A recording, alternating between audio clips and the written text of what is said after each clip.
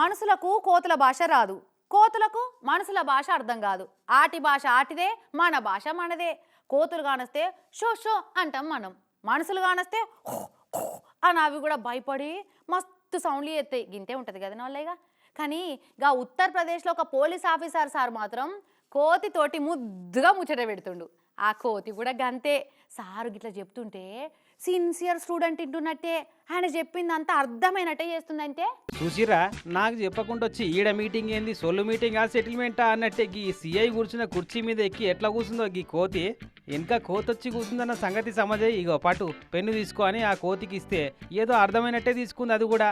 మరి pencil chocolate గిట్లా అనుకుందా ఏమో, నోట్లో పెట్టుకొని కంకింది. అరే అది తినేది కాదు, నోట్లో పెట్టుకోకి టీ అని అడిగితే అయితే నాకెందుకు ఇచ్చినావు అన్నట్టే అది కోపంతో కింద వారేసింది పెన్నును. సారుకు ముందే సోపతున్నట్టుంది కోతితోటి, దోస్తులు మాట్లాడుకున్నట్లే మాట్లాడుతుంది దాంతో. ఇక చూసి పోలీస్ స్టేషన్లో కేసు సెటిల్మెంట్కి వచ్చిన పబ్లిక్ అంతా పరిశాన్ అయ్యారు.